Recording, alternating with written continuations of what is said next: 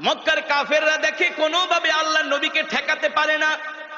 শেষ পর্যন্ত তারা খাত্তাবের ছেলে ওমরের বাড়িতে গেছে বিশাল বাহিনী নিয়ে। আবু জেহেল, আবু লাহাব, উতবা, শাইবা, ওলীদ ইবনে মুগীরারা খাত্তাবের ছেলে ওমরের বাড়িতে গেছে। যে বলে, ওমর শোনো শোনো, তুমি হলো আমাদের সবচেয়ে বড় নেতা, তুমি হলো শক্তিশালী সাহসী যুবক, আমরা তোমার কাছে একটা বিপদে পড়ে এসেছি। ওমর বলে, কি বিপদ বলো? বলে, এই মুহাম্মদ আমাদের বিরুদ্ধে অপপ্রচার করে, এই মুহাম্মদ বানায়া বানায়া কবিতা বলে সেটাকে কোরআন বলে চালায় দেয়। ওমর বলো, আমরা তো মুহাম্মাদের এই কর্মকাণ্ড মেনে নিতে পারি না। বলেন নাউজুবিল্লাহ। ওমর ছিলেন বুদ্ধিমান, জ্ঞানী। ওমর ছিলেন, এ কারণে একটা প্রবাদ বাক্য আছে, মূর্খ বন্ধুর চেয়ে শিক্ষিত শত্রুও ভালো। আবু জেহেল আগে ছিল শিক্ষিত, এখন হয়ে গেছে মূর্খ। কারণ ছিলেন আবাল হেকাম, হেকমতের অধিকারী, জ্ঞানের বাবা, এখন হয়ে গেছেন মূর্খের বাবা আবু জেহেল।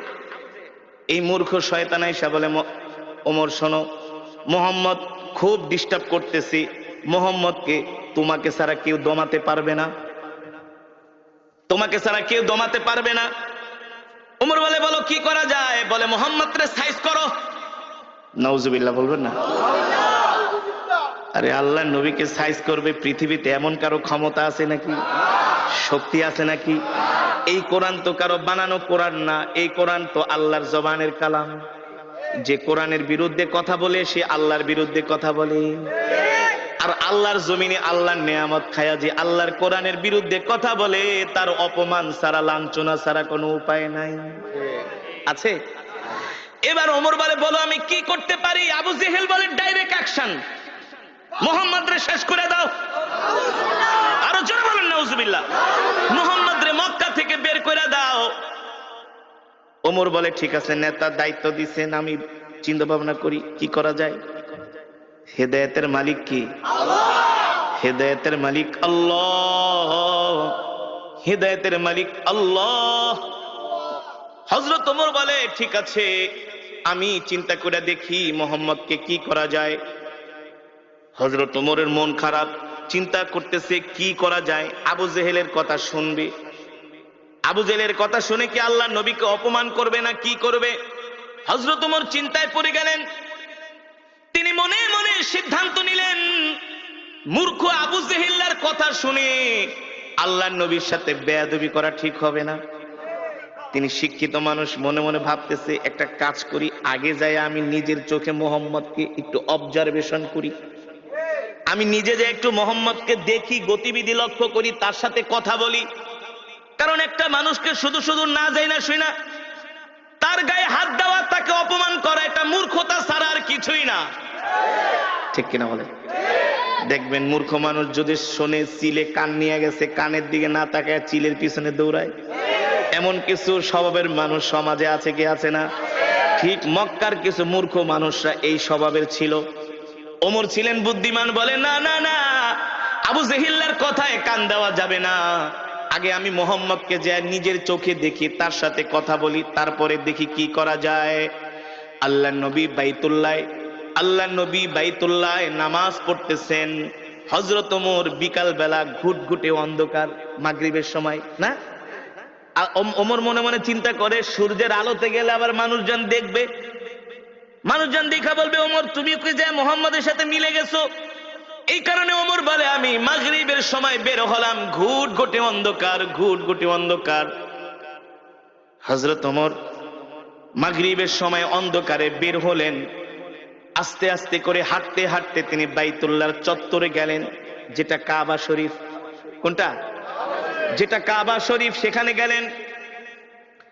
হযরত ওমর বলে, আমি যে কাবার দেয়ালের পাশে লুকায় আছি, পালিয়ে আছি, যাতে মুহাম্মদ আমাকে না দেখে। আমি দেখি সুন্দর সুদর্শন একজন পুরুষ, সুন্দর সুদর্শন, অপরূপ সৌন্দর্যের অধিকারী। সুবহানাল্লাহ। হযরত ওমর বলে, আমি প্রথম মুহাম্মদকে দেখলাম, আমি তার সামনের সাইড দেখি নাই, শুধু পিছনের সাইড দেখছি। তার হাতগুলো এত সুন্দর, তার আঙ্গুলগুলো এত সুন্দর, পিছন থেকে তার কানগুলো এত সুন্দর। আমার নবীর চুলগুলো ছিল কোকড়া কোকড়া, অত কোকড়া না, অত লম্বাও না। সুবহানাল্লাহ। হযরত ওমর বলে মুহাম্মাদের চুলগুলো আমি, আল্লাহর নবীর চুলগুলো আমি পিছন থেকে দেখলাম, দেখি তিনি নামাজে দাঁড়ায় আছেন, তার চুল বেয়ে বেয়ে ঘাম পড়তেছে, আমার কাছে মনে হলো এক একটা মুক্তার দানা ঝরতেছে। হযরত ওমর বলে আমি মুহাম্মাদের পিছনে দাঁড়ায় তাকে দেখতেছি, দূর থেকে দেখতে তার এত সুন্দর আকর্ষণীয় বডি ফিগার। সুবহানাল্লাহ। আমার নবী কেমন সুন্দর ছিলেন, কেমন সুন্দর ছিলেন, এমন সুন্দর, এমন সুন্দর পৃথিবীতে আল্লাহ তাআলা এত সুন্দর করে পৃথিবীতে কাউকে বানায় নাই, আর বানাবেও না। হযরত ওমর বলে আমি এবার মুহাম্মাদের পিছন দিকে দেখতেছি, মনে আছে নাকি? ওই যে হযরত ওমর বলে আমি বাইতুল্লাহ গেলাম মুহাম্মদকে অবজারভেশন করার জন্য, পরীক্ষা করার জন্য। আবু জেহেলদের কথা শুনে খামাকা মুহাম্মদের সাথে খারাপ ব্যবহার করব না, আগে নিজের চোখে যায় আমি মুহাম্মদকে দেখি আসলে সে ব্যক্তিটা কেমন।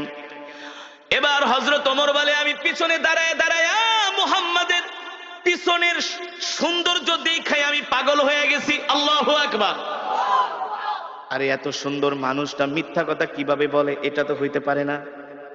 মক্কার কাফেরা বইলা গেছে এ ওমর, মুহাম্মদ হলো একটা মিথ্যাবাদী, মুহাম্মদ হলো একটা পাগল। বলেন নাউজুবিল্লাহ। মুহাম্মদ হলো একটা জাদুকর। হযরত ওমর বলে আমি পিছনের দিকে তাকায় তাকায় দেখতেছি মুহাম্মদের সৌন্দর্য এত সুন্দর, আর তার চেয়ে বড় সুন্দর হলো মুহাম্মদ এত চমৎকার কইরা কইরা কোরআন পড়ে, কোরআন পড়ে। আল্লাহু আকবার। জোরে বলুন আল্লাহু আকবার। আল্লাহর নবী কোরআন পড়তেছেন, হযরত ওমর পিছনে দাঁড়ায় দাঁড়ায় শুনতেছে, আর মনে মনে ভাবে মক্কার কাফেররা তো আমাকে ঠিকই বলছে, মনে হয় এই লোকটা বানায় বানায় কবিতা বলে, নালে এত সুন্দর ছন্দে ছন্দে কিভাবে সে মিলায় মিলায় বলে। আল্লাহু আকবার। আল্লাহর নবী কোরআন পড়তেছেন, আর ওমর চিন্তা করতেছেন আরে মুহাম্মদ মনে হয় বানায় বানায় কবিতা বলে। আল্লাহর নবী বলে ওমা হুয়া বিকাউলি শাইর কলিলাম মা তুমিনুন। আল্লাহু আকবার। আল্লাহর নবী বলে এ তুমি আমাকে কবি বলতেছো, আমি কবি না, আমি হলাম নবী, যদি তুমি স্বীকার করো ঈমানদার হও। আল্লাহু আকবার। ওমর কয় কিরে এই লোকটারে যে আমি কবি বলছি এটা সে জানে কিভাবে? ওমর তো বলতেছে মনে মনে, বুঝেন নাই? কিন্তু আল্লাহ নবী বলতেছে ওমা হুয়া বিকাউলি শাইর, আমি কবি না।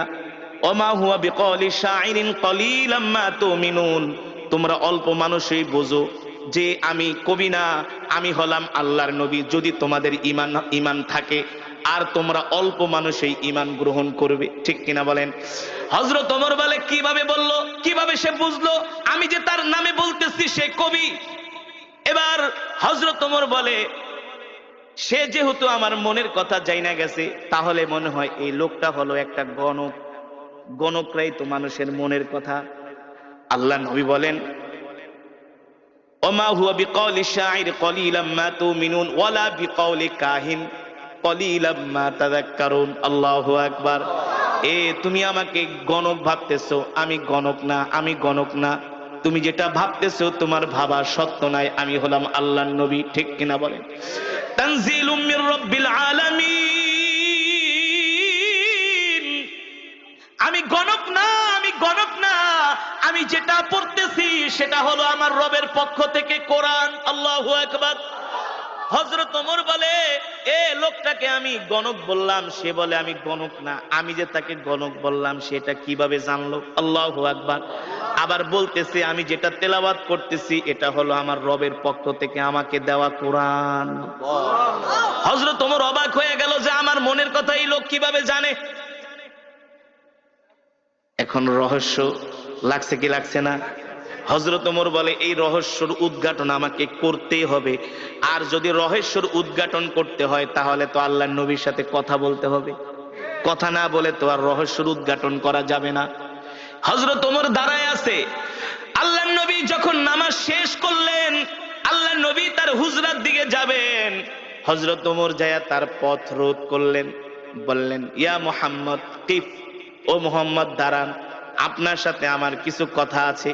আল্লাহর নবী বলে ইমশি মাই, চলেন আমার সাথে, আমার বাড়িতে যেয়ে কথা বলবো। আল্লাহর নবী হযরত ওমরকে নিয়ে বাড়িতে চলে গেলেন। সুবহানাল্লাহ বলে। আল্লাহর নবী হযরত ওমরকে নিয়ে বাড়িতে চলে গেলেন। আল্লাহ নবীর সাথে হযরত ওমর যখন বাড়িতে গেলেন, হযরত ওমর বারবার আল্লাহ নবীর চেহারার দিকে তাকায়, সুবহানাল্লাহ। আর সে নিজে নিজে মাপতেছি, ভাবতেছি, চিন্তা করতেছি, আল্লাহ নবীকে বোঝার চেষ্টা করতেছে। মক্কার সব কাফেরেরা যার বিরুদ্ধে, আমি আজকে তার সামনে। হ্যাঁ, মক্কার কাফেরেরা যার বিরুদ্ধে এত মিথ্যা প্রোপাগান্ডা ছড়িয়েছে, আমি তার সামনে। কিন্তু তার চেহারা দেখলে মনে হয় সে হলো পৃথিবীর সবচেয়ে ভালো মানুষ। তার সাথে কথা বললে মনে হয় তার মতো এত সুন্দর আখলাকওয়ালা, ব্যবহারওয়ালা মানুষ মক্কার জমিনে একজনও নাই। জোরে বলেন আল্লাহু আকবার। আরে জোরে বলুন আল্লাহু আকবার।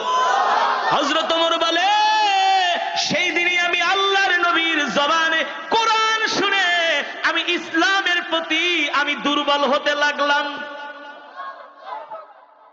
দুর্বল হতে? এই যুবক, ওমর তো তোমার চাইতে জ্ঞানী কম ছিল না। এ যুবক, ওমর তো তোমার চাইতে কম বুঝতো না। এ যুবক ও মুসলমান, হযরত ওমরকে বলা হয় মেজাজে ওহী। আল্লাহ তাআলা যার কথা অনুযায়ী কোরআনের মধ্যে 21 জায়গায় আয়াত নাজিল করেছে। আল্লাহু আকবার। সেই ওমর আয়েশা এবার আল্লাহর নবীর কাছে আত্মসমর্পণ করতেছে। কি করতেছে? সেই ওমর আয়েশা বলে, গো আল্লাহর নবী, মক্কার কাফেরদের কথা শুনে অনেক ভুল করছি, আপনার সাথে অনেক শত্রুতা আমি করছি, দুশ্মনী করছি। আর না, আর না, আর না। মক্কার কাফেরেরা তো আমাকে আপনার কল্লা কাটার জন্য বলছে। আপনার কল্লা তো দূরের কথা, আমি ওমরের কল্লাটা আপনার কাছে জান্নাতের বিনিময়ে বিক্রি করে দিলাম। ওমর কালেমা পড়ে মুসলমান হয়ে গেলেন। যুবক, তুমি তো নামাজই পড়ো না, নিজেকে মুসলমান দাবি করো। আছে না সমাজের মধ্যে? মসজিদে মুসল্লি নাই, নামাজ পড়ে না, নিজেকে অনেক বড় মুসলমান দাবি করে। আর হযরত ওমর আল্লাহর নবীর হাতে হাত রেখে কালেমা পড়ে মুসলমান হয়ে গেলেন। হযরত ওমর মুসলমান হওয়ার পরে হযরত ওমর বলে, আল্লাহর নবী আমাকে অনুমতি দেন, আমি মক্কার সব গোত্রের মানুষের কাছে যে দ্বীনের দাওয়াত দিব। আল্লাহর নবী বলে, ওমর আস্তে আস্তে। হযরত ওমর বলে, আস্তে আস্তে কে? আপনি কি সত্য নবী না? জোরে বলেন সুবহানাল্লাহ। আমি অবশ্যই সত্য নবী। বলে, আপনি যদি সত্য নবী হয়ে থাকেন, আজ থেকে আমি ওমর ঘোষণা দিলাম, আমার জান, আমার মাল, আমার সম্পদ সব আমি আল্লাহর রাস্তায় দিয়ে দিলাম। আমি আপনার হয়ে গেলাম, আমি আপনার হয়ে গেলাম। ওগো নবী, আমি আপনার হয়ে গেলাম, আমার সব কিছু আল্লাহর রাস্তায় দিয়ে দিলাম। আপনি আমাকে অনুমতি দেন, আমি মক্কার সব কাফেরদের কাছে যায় দ্বীনের দাওয়াত দিব।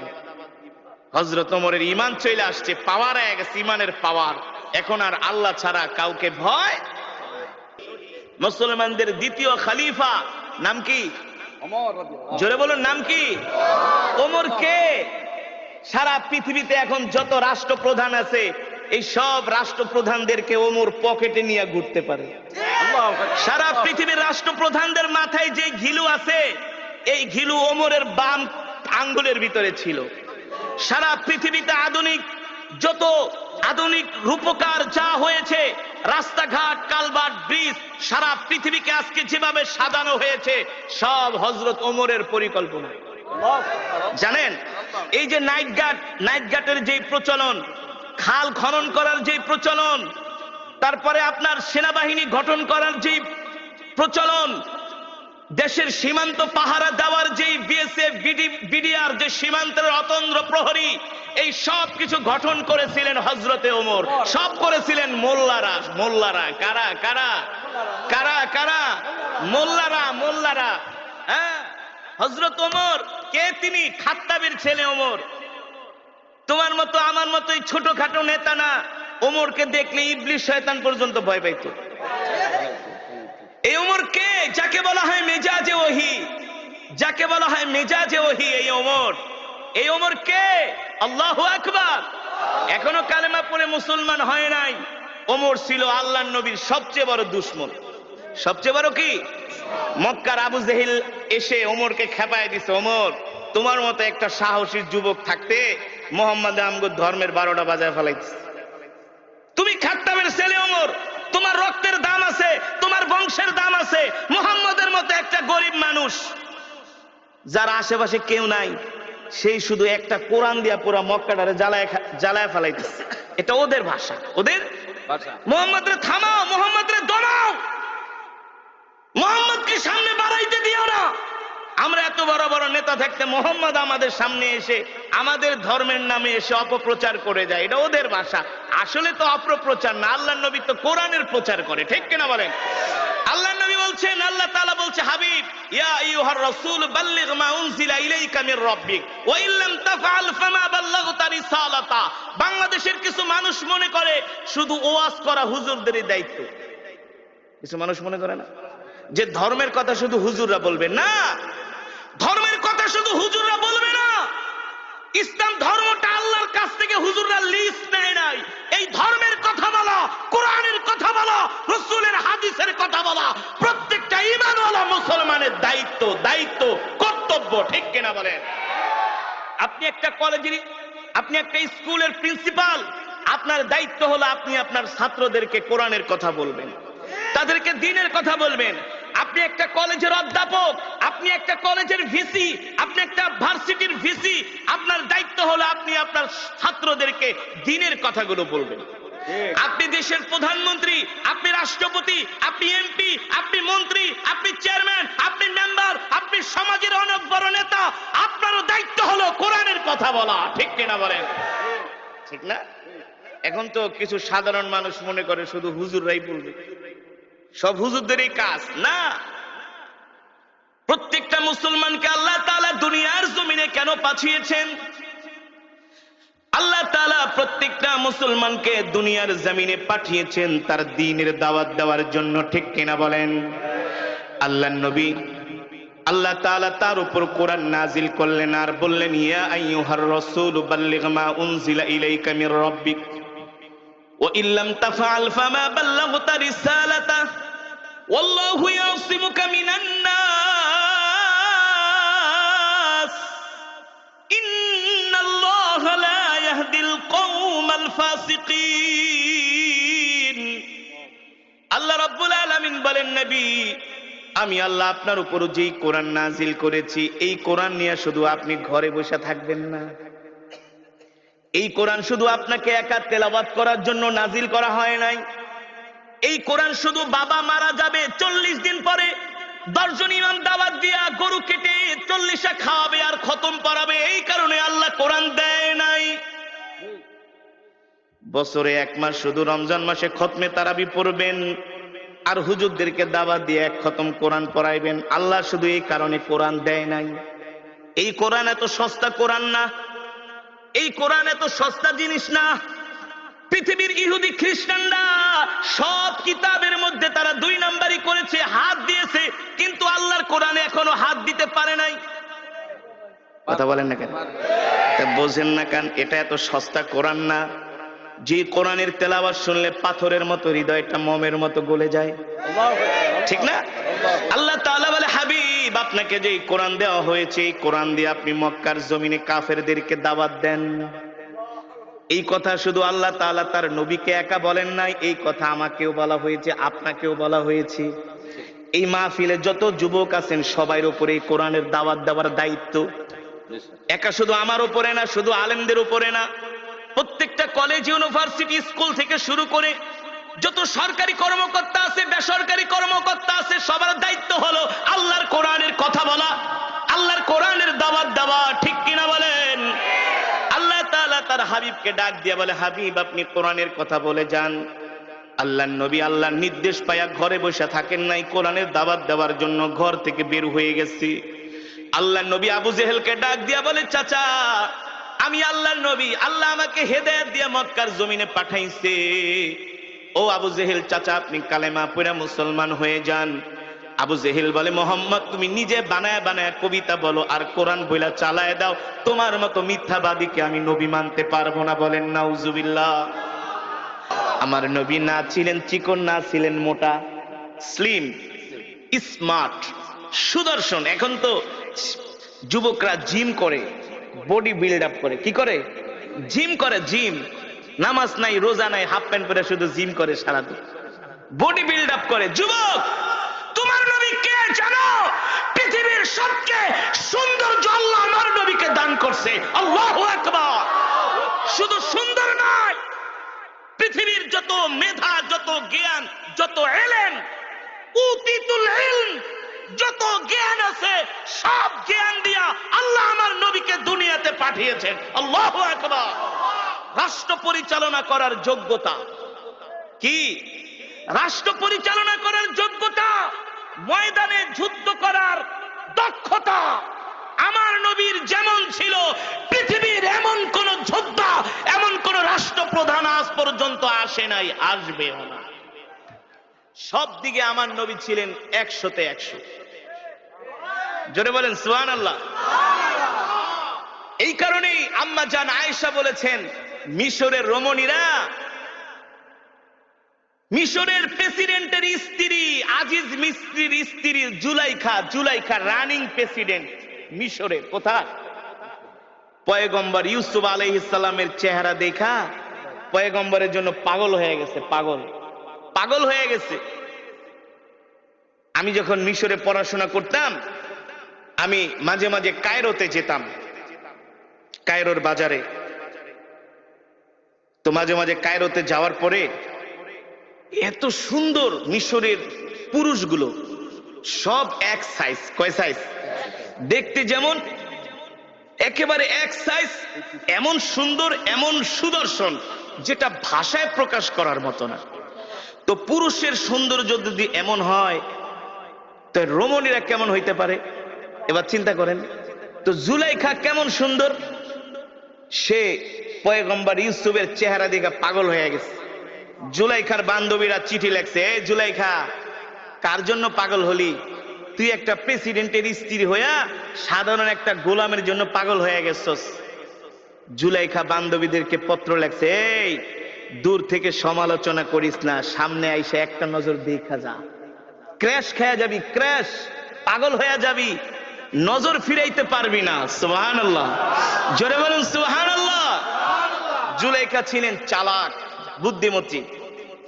তার বান্ধবীদেরকে ডাকছে, আয়, দূরে থেকে তো আমারে গালাগালি করো, সামনে আইসা দেখা যা, এক ঝলক দেখা যা, এক নজর দেখা যা। জুলাইখার বান্ধবীরা আসছে, সবার হাতে আপেল দিয়েছে। কি দিয়েছে? আপেল আর ছুরি দিছে।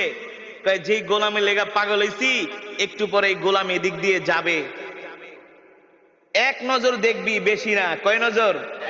এক নজরের বেশি দেখা যাবে না, নিষেধ। বারবার তাকানো যাবে না। জুলাইখার বান্ধবীরা পাগল হয়ে গেছে। কি এমন পুরুষ যে একেবারে এক নজর দেখা লাগবে? কি এমন সৌন্দর্য?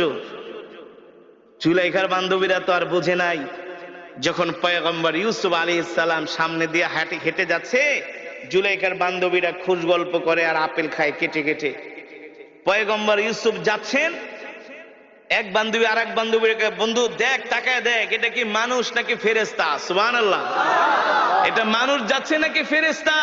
মানুষের চেহারা তো এত সুন্দর না। আল্লাহু আকবার। জুলাইখার বান্ধবীরা আপেল খাইব তো দূরের কথা, পয়গম্বর ইউসুফ আলাইহিস সালামের চেহারার দিকে তাকায়, আপেল কাটতে কাটতে একেবারে আঙ্গুল কেটে ফালায় রক্ত বের করে ফেলাইছে। কিন্তু তার নজর চেহারার থেকে নজর ফিরাতে পারে না।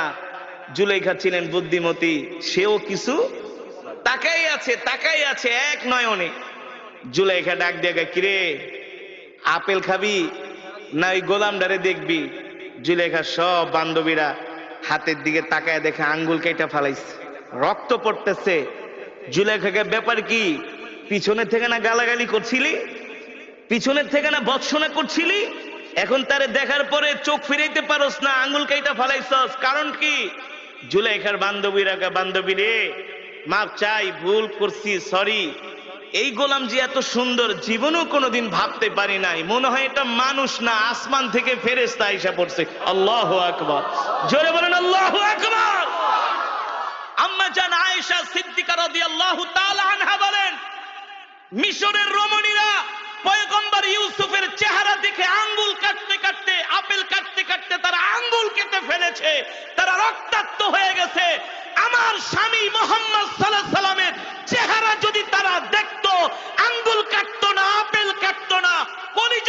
ফেলতো কলিজা কলিজা, তারপরে আল্লাহর নবীর চেহারা থেকে নজর ফিরাতে পারতো না। আল্লাহু আকবার। এমন সুন্দর চেহারা আল্লাহ আমার নবীকে দান করছে। আমার নবী যেটা করছেন সেটাই ফ্যাশন। সেটাই কি ফ্যাশন। আমার নবী যে স্টাইলে চুল কেটেছেন সুন্নত তরিকা, বাংলাদেশের আর্মিরা সেভাবে চুল কাটে। কারা? আর্মিরা চুল কাটে। আমি মিশরে গিয়ে থাইল্যান্ডে গিয়েছিলাম একটা প্রোগ্রামে। থাইল্যান্ডের রাজধানী ইয়ালা থেকে 800 কিলোমিটার দূরে, যেখানে 75% মুসলমান। প্রতি মহরম মাসে সেখানে একটা প্রোগ্রাম হয়। সারা পৃথিবী থেকে তারা আন্তর্জাতিক যারা কারি সাহেব আছে তাদেরকে দাওয়াত দিয়ে দিয়ে তারা মহরম মাস 10 তারিখ আছে না, তারা প্রোগ্রাম করে। সেই থাইল্যান্ডের মুসলমানরা, প্রত্যেকটা থাই মুসলিম ছেলেদের চুল দেখি ছোট ছোট। আর যখন ব্যাংককে আসি, এক একটা চুলে দেখি বেঙ্গুরের বাসা, বল্লার বাসা, পাখির বাসা, হ্যাঁ, হনুমানের মতো দেখা যায়। তো আমি থাইল্যান্ডের মুসলিম যুবকদেরকে জিজ্ঞেস করলাম, তোমরা এইভাবে চুল কাটো কেন? সবাই দেখি এক সাইজ চুল। বলে এটা হলে নবী মোহাম্মদ সাল্লাল্লাহু আলাইহি সাল্লামের সুন্নাহ। জোরে বলেন সুবহানাল্লাহ। এখনকার যুবকরা তে স্টাইল করে। কি করে? মেসির স্টাইলে চুল কাটে, নেইমারের স্টাইলে চুল কাটে, নেইমারকে অনুসরণ করে। তাদের গায়ের গেঞ্জি এমন টাইট, তারা প্যান্ট এমন ভাবে পরে পাছার অর্ধেক বের হয়ে যায়। এমন যুবক আছে কি আছে না? পুরা মাথা খালি, উপর দিয়া চুল। জিজ্ঞেস করি এইভাবে চুল কাটছো? বলে হুজুর এটা হলো এখন বর্তমান সময়ের আধুনিক স্টাইল, আধুনিক ফ্যাশন। এভাবেই আধুনিক মডার্ন যারা, তারা এইভাবেই চুল কাটে। যুবক তুমি জানো না, পৃথিবীর সবচেয়ে আধুনিক ছিলেন তোমার আমার নবী, বিশ্ব নবী জনাবে মুহাম্মদুর রাসূলুল্লাহ সাল্লাল্লাহু আলাইহি ওয়াসাল্লাম। ঠিক কিনা বলেন? তিনি 1450 বছর আগে যেই ফর্মুলা দিয়ে গেছেন, বর্তমান আধুনিক বিজ্ঞান সেটা মানতে বাধ্য। সেটা কি? মানতে বাধ্য। তোমার আমার নবীকে জানো, তোমার আমার নবীকে জানো। পৃথিবীর যত যোগ্যতা, সব যোগ্যতা আল্লাহ তাআলা আমার নবীকে দান করেছিলেন। আমার নবী প্রতি সোমবার আর বৃহস্পতিবার রোজা রাখতেন। আপনি এখন ডাক্তারের কাছে যান, আপনাকে তারা বলবে যদি সুস্থ থাকতে চান তাহলে ফাস্টিং করেন। ফাস্টিং যাকে বলে কিটো ডায়েট, মানে আপনি বেশি বেশি না খায়া থাকবেন। কি করবেন? না খেয়ে থাকবেন। ডাক্তারের কাছে যান, ডাক্তার বলবে এই বেশি পেট ভরে খায়েন না, তাইলে রোগ হবে। 3 ভাগ খান, 1 ভাগ খালি রাখেন। 3 ভাগ খান, 1 ভাগ খালি রাখেন। আপনি দেখবেন যদি প্রচুর পরিমাণে খাওয়া দাওয়া করেন, আপনার কাছে একটা অস্বস্তি লাগবে। না পারেন হাঁটতে, না পারবেন বইতে, না পারবেন ঘুমাইতে। আর 3 ভাগ খান, 1 ভাগ খালি রাখেন, দেখবেন শরীরটা কত সুস্থ লাগে। ঠিক কিনা বলেন? যেটাকে বলা হয় ফাস্টিং। এর উদ্ভাবন কে করেছে? এই ডায়েট কন্ট্রোল কে শিখিয়েছে? আমার নবী, আপনার নবী জনাবে মুহাম্মদুর রাসূলুল্লাহ সাল্লাল্লাহু আলাইহি ওয়াসাল্লাম। ঠিক কিনা বলেন? জাপানের ডাক্তাররা বলে বেশি বেশি ফাস্টিং করো, বেশি বেশি না খায়া থাকো, বেশি বেশি রোজা রাখো, রোজা রাখলে তুমি সুস্থ থাকবা। এই ফর্মুলা তো কে শিখিয়েছেন? আল্লাহর নবী শিখিয়েছেন। বর্তমানে এখন দাঁতের ডাক্তারদের কাছে গেলে প্রচুর টাকা দিতে হয়। ঠিক কিনা বলেন? প্রচুর টাকা দিতে হয়। আমি থাইল্যান্ডে গিয়েছি, ব্যাংককে একটা ডক্টরের কাছে। তিনি আমার দাঁতগুলো চেক করলেন। থাইল্যান্ডের রাজধানী ব্যাংকক, একেবারে ব্যাংককের পাশেই সুকুম্বিত একটা জায়গা আছে সেখানে। আর থাইল্যান্ড হলো পৃথিবীর সবচেয়ে চিকিৎসার দিক থেকে বর্তমানে 5 নম্বরে আছে পুরা পৃথিবীতে, অল পৃথিবীতে, স্বাস্থ্যের দিক থেকে, চিকিৎসার দিক থেকে। তো আমাকে এক ভক্ত বলে, হুজুর থাইল্যান্ডে আইছেন, আমাদের দেশের শিল্পপতিরা তো আসে থাইল্যান্ডে ডাক্তার দেখাইতে, তা আপনি যেহেতু আইছেন একটু ডাক্তার দেখাইবেন নাকি? আমি বলি ভাই এত টাকা পয়সা তো আমার নাই। টাকা চিন্তা করেন কে, সব আমি দিব, আপনি শুধু ডাক্তার দেখান। আমি যে মসজিদের জুমা পড়ে, গাজীপুর শ্রীপুর একটা মসজিদ, আমার মসজিদের যিনি সভাপতি হাজার হাজার কোটি টাকার মালিক, তো সে শুনছে আমি থাইল্যান্ডে গেছি। হুজুর আপনি যতদিন থাকেন থাইল্যান্ডে আমার হোটেল আছে, আপনার জন্য হোটেল ভাড়া, খাওয়া দাওয়া সব ফ্রি। ফোন দিয়ে আগে হুজুর কোনো চিকিৎসা করবেন কিনা, তাহলে করে আসেন, সব পেমেন্ট আমি করে দেবো।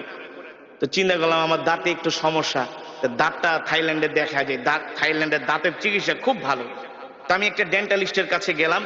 তা আমি তো আর থাই ভাষা বুঝি না, ইংলিশ বলতে পারি, ওরা ইংলিশটাও ততটা বোঝে না। কিন্তু প্রত্যেকটা ভালো ভালো হসপিটালে এক এক দেশের ভাষা ট্রান্সলেট করার জন্য এক এক দেশের লোক থাকে। যেমন আমাদের অনেক বাঙালি থাইল্যান্ডের হসপিটালে আছে, আমি যেটা বাংলায় বলবো সে সেটা ডক্টরকে থাই ভাষায় অথবা ইংলিশ ভাষায় তাকে বুঝিয়ে দিবে। তো তিনি আমার দাঁত দেখা চেক করলেন, এক্স রে করলেন। এক্স রে করার পরে ডাক্তার বলতেছে, তোমার ওই বাঙালিকে ডাক দিয়া কয়ে, এটা কেঠা তোদের দেশের? উনি বলতেছেন উনি হচ্ছে রিলিজিয়ান পার্সন, অর্থাৎ আমাদের ধর্মগুরু। মানে আমরা বলি না হুজুর, ইংলিশে বলে যে রিলিজিয়ান পার্সন, ধর্মগুরু, ধর্ম চর্চা করে, ওনাকে যেভাবে হোক বুঝাচ্ছে। পরে বলতেছে যে ওর দাঁত তো কোনো সমস্যা নেই, খুব ভালো আছে। পরে ডাক্তারটা বলল কি যে আচ্ছা আমি বুঝলাম না, তোমাদের যত মুসলমান আমার কাছে আসে, যত পেশেন্ট যাদের দাড়ি আছে, টুপি আছে, এমন যাদেরকে আমি আজ পর্যন্ত দাঁত চেক করছি, 100-র মধ্যে বলে আমি 90টাই ভালো পাইছি, 90টারই ভালো পাইছি। তো সে আমাকে হাসে হাসে একে, হুজুর একটা মজার ঘটনা ঘটছে। কি? বলে ডাক্তার আপনার দাঁতটা চেক আপ করে বলতেছে আপনার দাঁত খুব ভালো আছে। বলে আপনাদের মতো মানুষদের নাকি দাঁত যত চেক করে, থাইল্যান্ড মুসলিম হোক, থাইল্যান্ডের হুজুর যারা আছে সবার, বলে সবার দাঁত ভালো, কারণটা কি? পরে আমি বলি ভাই এর রহস্য হলো আমি প্রতিদিন 5 ওয়াক্ত নামাজে 5 বার, কয়বার? কয়বার? 5 বার মেসওয়াক করি। যখন থেকে রসুলের হাদিস পড়েছি, যখন থেকে বুঝ হয়েছে, তখন থেকে এই মেসওয়াক ছেড়ে দেই নাই। রসুলের হাদিস, আপনি যদি এই মেসওয়াক করেন আপনার পেটের কোনো রোগ থাকবে না, লিভারের কোনো রোগ থাকবে না, স্টোমাকে আপনার কোনো রোগ থাকবে না। মেসওয়াক করার কারণে আপনার লিভার, আপনার পিত্ত, আপনার পেটের মধ্যে আরো যত মেশিন আছে, পার্টস আছে, এই মেসওয়াক করার কারণে আল্লাহ তাআলা আপনার পেটটাকে ভালো রাখবেন, সুস্থ রাখবেন। মোট কথা আপনার পেটের কোনো রোগ হবে না। এটা হলো দুনিয়ার উপকার। আখিরাতের উপকার কি? যে মেসওয়াক করবে আল্লাহ তাআলা ইন্তেকালের সাথে সাথে তাকে বিনা হিসাবে জান্নাত দিয়ে দিবে। এই মেসওয়াক করার 70টার উপরে উপকার আছে। মেসওয়াকের 70টার উপরে উপকারিতা, 70টা এই মেসওয়াক আল্লাহর নবী কয় আমি যেভাবে মেসওয়াক করি, আমার সাহাবীরা যেভাবে মেসওয়াক করতেছে না, আল্লাহ তাআলা মেসওয়াক করা আমার উম্মতের উপর ফরজ করে দেয়। বুঝতে পেরেছেন? এই কথাগুলো কেন বললাম? এই কথাগুলো বলার কারণ হলো আজকে আমরা পৃথিবীর জমিনে অনেক হীনমন্যতায় ভুগি, হতাশায় ভুগি যে আমরা মুসলমানরা শেষ হয়ে গেছি। আল্লাহর নবী বলে না না না, ও উম্মত তোমরা আমাকে অনুসরণ করো, অনুকরণ করো। আমি নবী হলাম তোমাদের জন্য আদর্শ, তোমরা আমাদের আদর্শে আদর্শবান হও। তোমরা আমার সুন্নত গুলো মানো, তোমরা আমার সুন্নত গুলো চর্চা করো। তোমাদের ঘরের মধ্যে, সমাজের মধ্যে আমার সুন্নত গুলো তোমরা জিন্দা করে দাও। দেখবা তোমাদের ঘরগুলো জান্নাতের টুকরায় পরিণত হয়ে গেছে। ঠিক কিনা বলেন? পায় না। আজকে তো আমরা গরু খাওয়া মুসলমানে পরিণত হয়ে গেছি। আমরা নিজেকে মুসলমান দাবি করি, অথচ আল্লাহর কোরআন আমরা পড়তে জানি না। আমরা নিজেকে মুসলমান দাবি করি, কোরআন বিশুদ্ধভাবে তেলাওয়াত করতে জানি না। অথচ তলাবুল ইলমি ফরিদাতুন আলা কুল্লি মুসলিম, প্রত্যেকটা মুসলমানের উপরে কোরআন শিক্ষা করা হলো ফরজ। এই কোরআনের তেলাওয়াত শুনে ওমর কালেমা পড়ে মুসলমান হয়ে গেছে। বলে আমি যেই দিন আল্লাহর নবীর জবানে বাইতুল্লাহ কোরআন শুনেছি, সেই দিন থেকে আমি ইসলামের প্রতি দুর্বল হয়ে গেছি। ইসলাম আমার হৃদয় জয় করেছে এই কোরআনের তেলাওয়াত শুনে। সেই কোরআনই তো আমি আপনাদের সামনে তেলাওয়াত করলাম। দুঃখের বিষয় আমাদের সমাজের মেজরিটি পার্সেন্ট মানুষ কোরআন পড়তে জানে না। 60-70 বছর হয়ে গেছে, 10টা সূরা মুখস্থ করতে পারে না। ঠিক কিনা বলুন? বিশুদ্ধভাবে পড়তে পারে না। অথচ আমরা নিজেকে অনেক বড় ইমানদার দাবি করি, অনেক বড় ইমানওয়ালা দাবি করি। নামাজ ভঙ্গের কারণ 19টি। কয়টি? তার মধ্যে একটা অন্যতম কারণ হলো নামাজে অশুদ্ধ পড়া। নামাজে অশুদ্ধ পড়া। আমরা আমাদের সন্তানরা কোরআন শিখছে কিনা সেই দিকে খবর নেই না। ইংরেজি শিক্ষক রাখি সন্তানের জন্য মাসে 5,000 টাকা বেতন দিয়া। কথা বলেন। ইংরেজি শিক্ষক রাখি 5,000 টাকা বেতন দিয়া, গণিতের শিক্ষক রাখি 6,000 টাকা বেতন দিয়া। ছেলেকে বাংলায় অনার্স করাই, ইংলিশে অনার্স করাই, মাস্টার্স করাই, ডক্টরেট করাই, পিএইচডি করাই। আর কোরআন শিখানোর জন্য মসজিদের মুয়াজ্জিনকে জায়গা, হুজুর আমার ছেলেরে পড়াইবেন? কয় পড়ামু। বেতন কত? কয় বেশি না, 500 দিতে পারুন। কত? তাও মাসে, বছরে 6 মাস বাকি। কথা কন। নিজেও কোরআন পড়তে পারে না, সন্তানকেও কোরআন শিখায় নাই। অথচ রসুলের সাহাবীরা কেমন ছিলেন জানেন? তারা আল্লাহর নবীর কাছে আইসা কোরআন নিয়ে বসে থাকতেন। কোরআন এখনো সেই ধারাবাহিকতা চালু আছে। মসজিদে নববীর প্রতিটা পিলারে পিলারে কিন্তু কোরআনের মক্তব। পুরো মসজিদে নববীতে 1200-র উপরে মক্তব আছে। মক্তব এখন তো বাংলাদেশে মক্তব বন্ধই হয়ে গেছে। আগে ছোটবেলায় দেখতাম ফজরের পরে ইমাম সাহেব ঘোষণা করত, এই মক্তবের ছাত্র ছাত্রীরা তাড়াতাড়ি করে মক্তবে আস। ঠিক না? ইমাম সাহেবের কাছে যে আগে আমরা কায়দা পড়তাম, সিপারা পড়তাম, কোরআন শরীফ পড়তাম। বাড়িতে আসার সময় 10 মিনিট জোরে জোরে সূরা মুখস্থ করে সালাম শিখাইতো, যে বাড়িতে যায় আগে মা বাবাকে সালাম দিবা। আজকে আমরা আমাদের সন্তানদেরকে কোরআন শিখাই না, দিন শিখাই না, নিজেও শিখি না, সন্তানদেরকেও শিখাই না। এই কারণে আমাদের সন্তানগুলো দিন দিন নষ্ট হয়ে যাচ্ছে। হচ্ছে না? 6-7 এর ছেলেরা এখন ওপেনলি রাস্তায় দাঁড়ায় সিগারেট খায়। 8 এর ছেলেরা সিগারেট খায়। ইন্টারের ছেলেদের পকেটে এখন সিগারেটের প্যাকেট থাকে, গাঞ্জার প্যাকেট থাকে। ঠিক কিনা বলেন? বানিয়ে বলছি। 6-7 এর পোলাপান সিগারেট খায়। এই সিগারেট খাও কাকে? আপনার বাপের টাকা দিয়ে খাই? আপনার বাবার টাকা দিয়ে খাই? আপনি বলার কে? আমার বাবার টাকা দিয়ে আমি সিগারেট খাই। আস্তাগফিরুল্লাহ। আমার সন্তানগুলো এমন বেয়াদব কিভাবে হলো? কারণ কি? আমরা তাদেরকে ধর্মীয় শিক্ষা দিচ্ছি না, দ্বীনি শিক্ষা দিচ্ছি না। আগে তো দরকার ছিল সন্তানদেরকে দ্বীনি শিক্ষা দেওয়া। কথা বলেন। রাগ করতেছেন? আজকে স্কুল কলেজে কি হচ্ছে? ধর্মীয় শিক্ষা তো নাই, ধর্মীয় শিক্ষা নাই। আমি বানিয়ে বলছি। এই যে কোরআন আমি পড়লাম, আমাদের সন্তানরা 10টা সূরা মুখস্থ পড়তে পারে না। উচিত তো ছিল আমাদের সন্তানদেরকে আগে কোরআন শিখানো, দ্বীন শিখানো। অবশ্যই অবশ্যই আমার সন্তান কলেজে পড়বে, ইউনিভার্সিটিতে পড়বে, আমার সন্তান ডাক্তার হবে, ইঞ্জিনিয়ার হবে, বড় ব্যবসায়ী হবে, বড় নেতা হবে। এটা আমার গর্ব, এটা আমার গর্ব।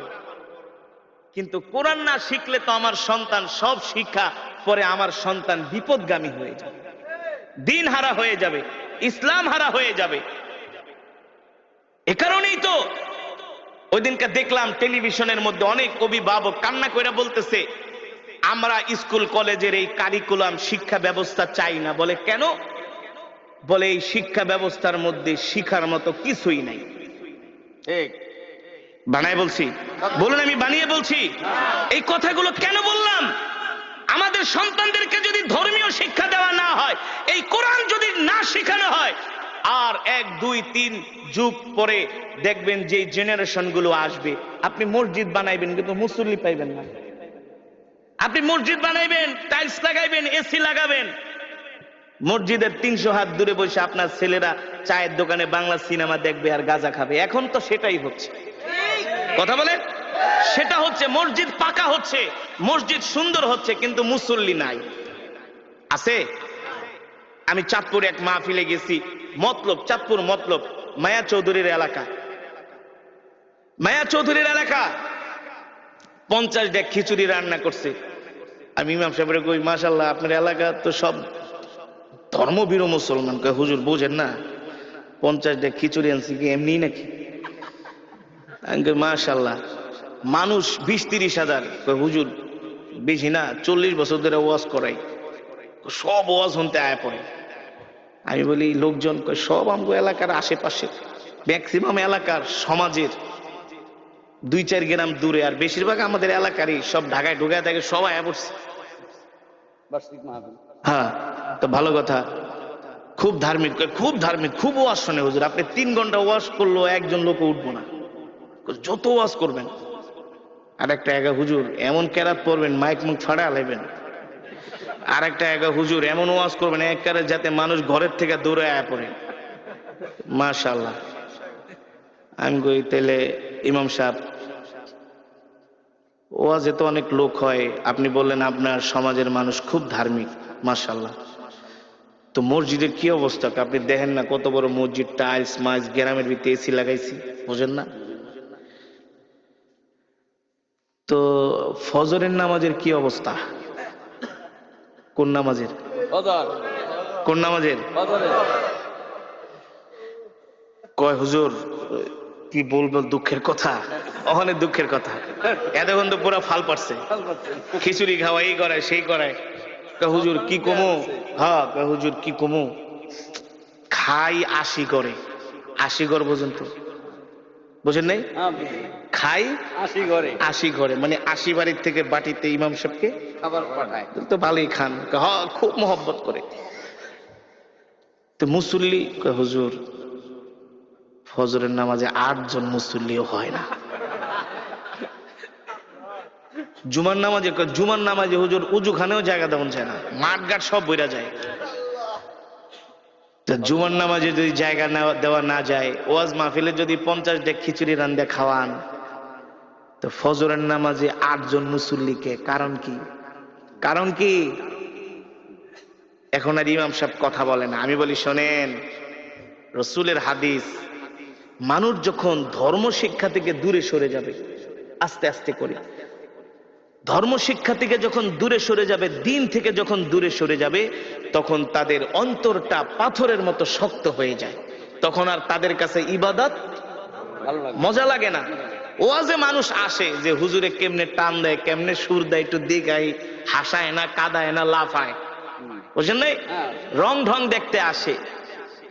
কিন্তু মানুষ যদি এই দিন না শিখে, কোরআন না শিখে, তাহলে আস্তে আস্তে করে 1 2 3 4 যুগ পরে এই মুসলমানগুলো ঈমান হারা হয়ে যায়, ঈমান হারা হয়ে যায়।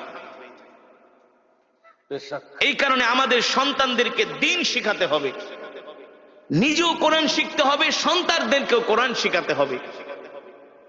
হযরত ওমর এই কোরআনের পাগল হইয়াই তিনি কালেমা পড়ে মুসলমান হয়ে গেছে, এই কোরআনের পাগল হইয়া, কোরআন শুনা। এই কারণে আমি আপনাদের হাতে ধরি, পায়ে পড়ি। আজকে আমাদের স্কুল কলেজের সন্তানগুলো নষ্ট হয়ে যাচ্ছে, কারণ ধর্মীয় শিক্ষা তাদের মাঝে নাই। আগে আমাদেরকে ধর্মীয় শিক্ষা তাদেরকে দিতে হবে, ঠিক কিনা বলেন? 1 2 বছর 3 বছর আগে তাদেরকে কোরআন শিখাতে হবে, দিন শিখাতে হবে, আদব কায়দা শিখাতে হবে, ভদ্রতা শিখাতে হবে, সভ্যতা শিখাতে হবে। এগুলো ধর্ম শিক্ষা ছাড়া বিকল্প কোনো পথ। এ কারণে আপনারা রাগ করবেন না, আমাদের সন্তানদেরকে অবশ্যই আমরা স্কুল কলেজে পড়াবো, কিন্তু আগে আমরা ধর্মীয় শিক্ষাটা দিব, ঠিক কিনা বলেন? রসুলের শিক্ষা দিব, ওহির শিক্ষা দিব। তাহলে আমার সন্তান ডাক্তার ইঞ্জিনিয়ার হলেও কখনো আমার সন্তান বিপদগামী হবে না, বিপদগামী হবে না। অনেক অভিভাবক আইসা বলে হুজুর একটা তাবিজ দেন, কি হয়েছে?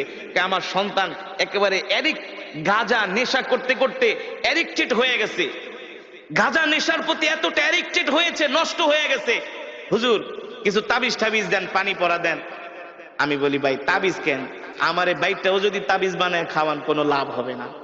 আগে দরকার ছিল আপনার সন্তানকে ধর্মীয় শিক্ষা দেওয়া, কোরআন শিক্ষা দেওয়া, ঠিক কিনা বলেন? এ কারণে আমি যে কোরআনের তেলাওয়াত করলাম, কোরআন থেকে বয়ান করলাম, এর মূল মেসেজ কি? আমরা নিজেরাও কোরআন শিখবো, সন্তানদেরকেও কোরআন শিখাবো। রাজি আছেন ইনশাআল্লাহ? রাজি আছেন ইনশাআল্লাহ? আমরা কে কে নিজেরাও কোরআন শিখবো, সন্তানদের কোরআন শিখাবো? হাত উঠে আল্লাহকে দেখান। লিল্লাহে তাকবীর, লিল্লাহে তাকবীর। আল্লাহ কবুল করুন, বলি আমিন। হাত নামান দিয়ে বলতে হবে আমাদের হায়াতের মালিক কে? আমাদের রিজিকের মালিক কে? মুসলমান আমরা কার গোলাম? এক আল্লাহর গোলাম, ঠিক কিনা বলেন? মুসলমান এই আসমান কার? জমিন কার? কোরআনে আছে কি আছে না? আল্লাহ তাআলা বলছেন আলা লাহুল খালক ওয়াল আমর তাবারাকাল্লাহু রাব্বুল আলামিন।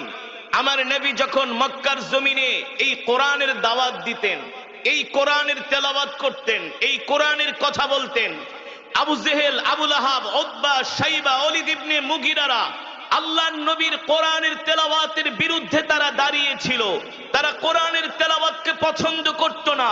মক্কার মানুষ যাতে কোরআন শুনতে না পারে, তারা সব রকমের বাধার প্রাচীর হয়ে দাঁড়িয়েছিল। আল্লাহ তাআলা নবীকে ডাক দিয়া বলে, হাবিব, আপনি মক্কার কাফেরদেরকে বলে দেন, আলা লাহুল খালকু ওয়াল আমর তাবারাকাল্লাহু রাব্বুল আলামিন। এ মক্কার কাফেরেরা, আমি যেই কোরআন পড়ছি, এই কোরআন আমি মুহাম্মদ বানায় বানায় বলি না, এই কোরআন হলো আল্লাহর জবানের কালাম। ঠিক কিনা বলেন? এই কোরআন কোন কবির কাব্য নয়, এই কোরআন কোন পৃথিবীর মানুষের বানানো কোন কাব্য নয়, এই কোরআন হলো আল্লাহর জবানের কালাম। মক্কার কাফেরেরা, তোমরা যতই বিরোধিতা করো না কেন, আমি আল্লাহর নবী মুহাম্মদ বলছি, আলা লাহুল খালকু ওয়াল আমর, আসমান যার, আইন চলবে তার। ঠিক কিনা বলেন? জমিন যার, বিধান তার, বিধান চলবে তার। আল্লাহর নবী বলে, এই মক্কার কাফেরেরা, তোমরা কোরআনের বিরোধিতা করে কিছুই করতে পারবে না। ইন্না নাহনু নাযালনা যিকরা ওয়া ইন্না লাহু লাহাফিজুন। আল্লাহ তাআলা বলে, হাবিব, মক্কার কাফেরদেরকে বলে দেন, কোরআন আমার, আমি আপনার উপর কোরআন নাজিল করেছি, আর এই কোরআন হেফাজত করার দায়িত্ব আমি আল্লাহ আমার নিজ হাতে গ্রহণ করেছি। আল্লাহু আকবার। মুসলমান, কোরআনের বিরুদ্ধে কত ষড়যন্ত্র হয়েছে আজ পর্যন্ত। কোরআনের একটা নক্তা জের জবর পেশের মধ্যে কেউ পরিবর্তন করতে পারে নাই। পেরেছে বলুন? যেমন কোরআন তেমন আছে তেমনই থাকবে। এই কোরআনের নক্তা জের জবর পেশের মধ্যে কেউ পরিবর্তন করতে পারবে না। আর কোরআনের সুর হলো পৃথিবীর শ্রেষ্ঠ সুর। ঠিক কিনা বলেন? কত গান মার্কেটে আসে না? কাইটা যায়, সিরা যায়, ফাইটা যায়, লয়া যায়, নাকি? কত নতুন নতুন গানের সুর আসে। যুবকরা নতুন নতুন শুই না এক একটা মাতাল হয়ে যায়। গানের সুর শুই না একেবারে খাম্বা ধরে দাঁড়ায় থাকে। 1 মাস 2 মাস গেলে ওই সুর, ওই গান মার্কেট আউট হয়ে যায়। ওই সুর আর কেউ শুনতে চায় না। ঠিক কিনা বলেন? আমার কথা বাস্তব নাকি অবাস্তব? আচ্ছা বলুন, একটা গান কয় মিনিটের হয়? সর্বোচ্চ 5-7 মিনিট। কেউ যদি 5-7 মিনিটের বেশি গান গায়, যত ভালো সুর হোক, যত মিউজিক, যতই কিছু লাগাক না কেন, আধুনিক বাদ্যযন্ত্র, দৌড়ো বেটা, এত ঘ্যান ঘ্যান প্যান প্যানানি ভালো লাগে না, নতুন কিছু বের কর। ঠিক কিনা বলুন? আমি আপনাদের সামনে যে কোরআন পড়েছি, সূরাতুর রহমান, কেউ যদি এক গান বারবার গায়, এই এক গান ভালো লাগে না। আমি যে কোরআনের তেলাওয়াত করলাম সূরাতুর রহমান, আমি 5 মিনিট পড়ি নাই, 10 মিনিট পড়ে নেই, প্রায় 20 মিনিটের কাছাকাছি। কয় মিনিট? 22 মিনিট। তো কোন শিল্পী উঠে যদি 22 মিনিট কোন গান গায়, কোরে ধরে ঘাত ধরে তাড়াতাড়ি নামা। আরে এক গান শুনতে আইছে নাকি? কথা বলুন। মুসলমান, আর কিভাবে বুঝাবো? এই কোরআন আল্লাহর জবানের কালাম। এই কোরআনের তেলাওয়াত শুধু 22 মিনিট নয়, 22 ঘন্টা নয়, 22 বছর নয়, 22 লক্ষ কোটি বছর নয়। এই কোরআন যদি কিয়ামত পর্যন্ত তেলাওয়াত হতে থাকে, যতই রাত বাড়বে, যতই দিন যাবে, ততই কোরআনের তেলাওয়াতের সুর আরো বাড়তে থাকবে, মানুষের হৃদয়ে ঢুকবে। ঠিক কিনা বলেন? আরে যুবক, আজকে তো তোমাদেরকে কোরআনের মজমায় পাওয়া যায় না, তোমাদের তো কোরআনের মাহফিলে পাওয়া যায় না, তোমাদের তো মসজিদে পাওয়া যায় না, তোমাদের তো জিকিরের মজমায় পাওয়া যায় না, তোমাদেরকে পাওয়া যায় আইপিএল বিপিএল খেলার টেলিভিশনের সামনে। রাত 3টা বাজে উঠে তোমরা আর্জেন্টিনা ব্রাজিলের খেলা দেখো, মেসি রোনাল্ডোর ভক্ত। ঠিক কিনা বলেন? কিন্তু যুবক জানো না, এই কোরআনের জন্য সাহাবীরা জীবন দিয়ে দিছে, জীবন জীবন জীবন। জিহাদের ময়দানে এসে আল্লাহর জমিনে আল্লাহর কোরআনের রাজ কায়েম করার জন্য শহীদ হয়ে গেছে, শহীদ। এখনো যারা কোরআন পড়তে পারেন না, মসজিদের ইমাম সাহেবের কাছে, খাদেম সাহেবের কাছে, মুয়াজ্জিন সাহেবের কাছে যায় কোরআন শিখবেন, বাধ্যতামূলক। ঘরওয়ালিকে কোরআন শিখাবেন, কোরআন শিখাবেন, কোরআন শিখাবেন। কোরআন শিক্ষা ছাড়া কোনো উপায় নাই। আমি বলে গেলাম হাসরের মাঠে আল্লাহ জিজ্ঞেস করবে, এই সব পড়াই তো পড়লি, কিন্তু আমার কোরআন কেন শিখলি না? কেন শিখলি না? কোরআন শিক্ষা করা ছিল ফরজ। তলাবুল ইলমি ফরিদাতুন আলা কুল্লি মুসলিম। এই কোরআন শিক্ষা করা ফরজ। রাসূলের হাদিস ডাক্তার ইঞ্জিনিয়ার হওয়া ফরজ না, এটা দুনিয়াবি, এটা লাগবে, এটা হতে হবে, কিন্তু বাধ্যতামূলক কোরআন শিখতেই হবে। ঠিক কিনা বলেন? সন্তানদেরকে, আর যদি অনেকের সন্তান আছে অনেকগুলো, দুইটাকে মাদ্রাসায় দেন, দুইটাকে স্কুলে দেন, এটা ব্যালেন্স করেন। ব্যালেন্স, সমস্যা কি? সন্তানদেরকে আলেম বানান, হাফেজ বানান, সবগুলারে জেনারেল শিক্ষিত বানায়েন না।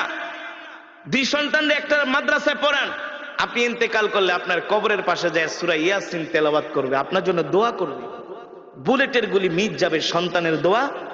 আপনি মসজিদ থেকে ইমাম সাহেব ভাড়া করে নিয়ে দোয়া করাইবেন, আর আপনার সন্তান যদি আপনার জন্য দোয়া করে, দুইজনের দোয়া কোনোদিনই এক। আপনার সন্তান তো আপনার জন্য দোয়া করার সময় তার বুকটা ফেটে যাবে, ফেটে যাবে যে আমার বাবা শুয়ে আছে।